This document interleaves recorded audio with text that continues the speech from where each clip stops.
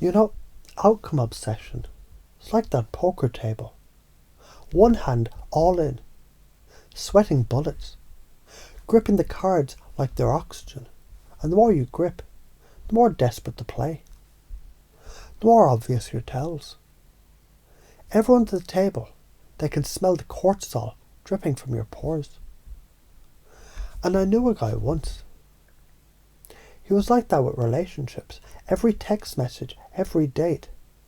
He treated it like life or death. And you can guess what happened. People felt suffocated. Energy stalled. He thought he was loving. What he was really doing was strangling. And it reminds me of this gardener. He loved his seeds so much, he squeezed them tight before planting, cracked them open, killed them, and he wondered, why won't they grow? Until one day, he just let the seed fall into the soil and forgot about it.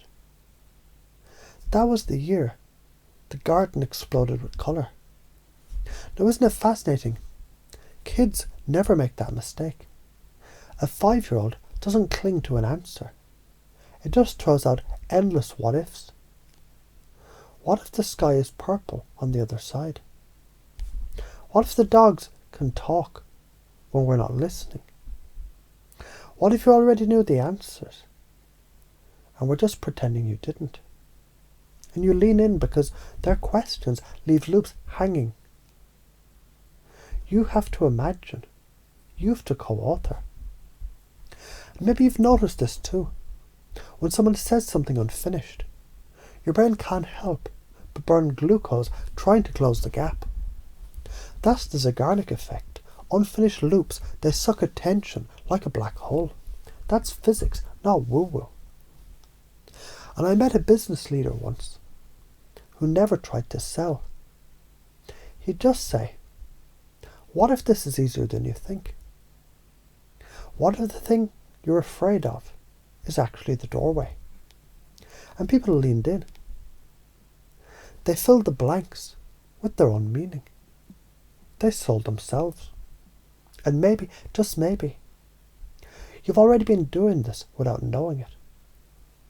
Think of the times you stopped chasing, the times you relaxed, let go. Didn't force it. And opportunities landed in your lap. That's detachment. That's magnetism. That's chemistry. Dopamine, serotonin balanced, prefrontal cortex online, creativity humming. That's the you people want to follow. And if you don't learn this, karma is simple. Grip tighter, energy stagnates, people back away. Fear confirmed. Grip tighter, rot. But the moment you let go, energy circulates, people are drawn in, opportunities multiply, confidence snowballs. Freer play, more wins. And the reason you've been afraid is simple. You thought detachment meant apathy, but fuck that. There's a world of difference between I don't care and I care enough to let this breathe. One strangles, one empowers. So the lesson is clear. Stop pretending control is power, because gripping harder is chaos in disguise. Real power is the loosened grip. Real magnetism is the playful question. Real influence is the open loop that pulls the mind forward. And now as all these stories weave together, the poker table, the desperate lover, the gardener, the 5-year-old, the leader who never sold a thing, you can feel the conclusion locking in. Like a safe finally clicking open. You don't need to win this hand. You need to play freer. You don't need to force answers. You need to invite curiosity. You don't need to strangle outcomes. You need to let them breathe. Because the river is moving, whether you grip or not. The only question is, will you float with it or drown holding on?